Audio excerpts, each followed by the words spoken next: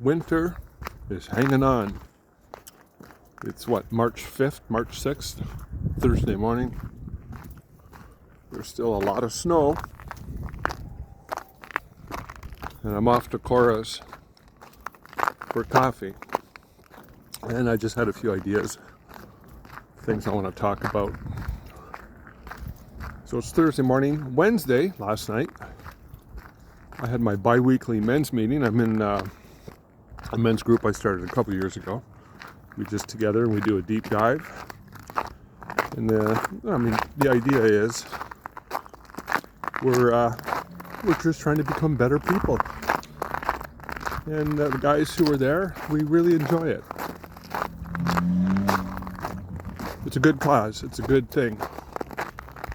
Anyways, so one of the topics that came up, I brought up, and I'm going to bring it up with you right now.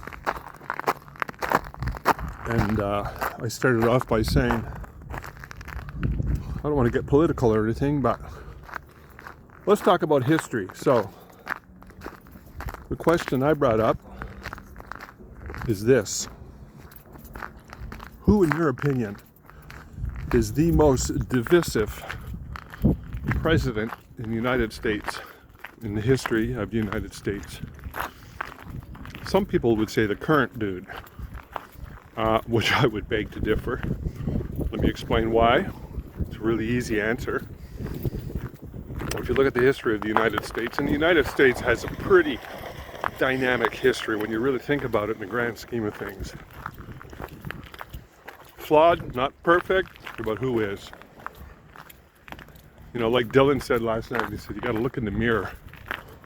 You got to hold up a mirror and look at yourself, which is true. When he said that, that just blew us away.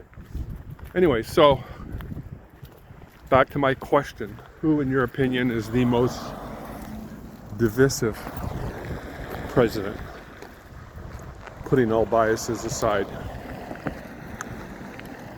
And if you haven't figured it out, it's pretty easy. I'm going to try not to get run over here. And that is President Lincoln. Excuse me. March 1860 was his inauguration.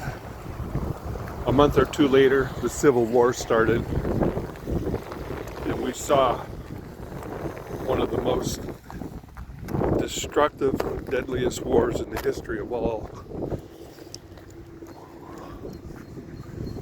More soldiers, citizens, men died fighting each other during the Civil War than all subsequent wars combined. I think there was about 700,000 or 800,000. They fought over the emancipation, the abolition of slavery. Think about that for a minute. Uh-oh.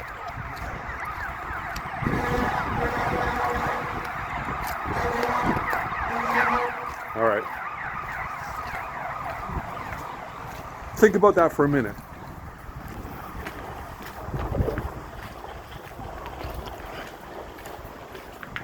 Now, I argue the second most divisive president was George Washington, even though he was not the president at the time.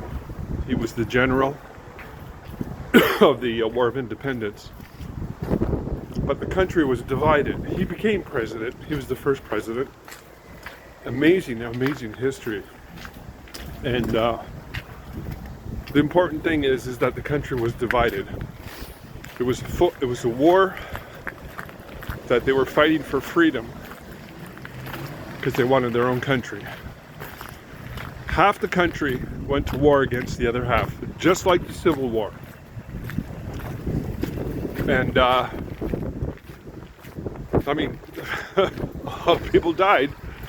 And you know, if you were on the wrong side and you got caught, you were going to be killed or hung for treason. It was pretty serious stuff. The divide was really, really big. Think about that for a minute.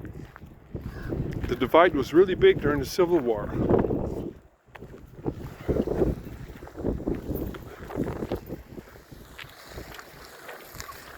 So you got George Washington, and you got President Lincoln. It's amazing how these people come along. And you think about, 1933, the height of the Great Depression. President Roosevelt came along. If you remember, one of his most famous quotes was, "We have nothing to fear but fear itself." And he was, I think, the longest running president ever.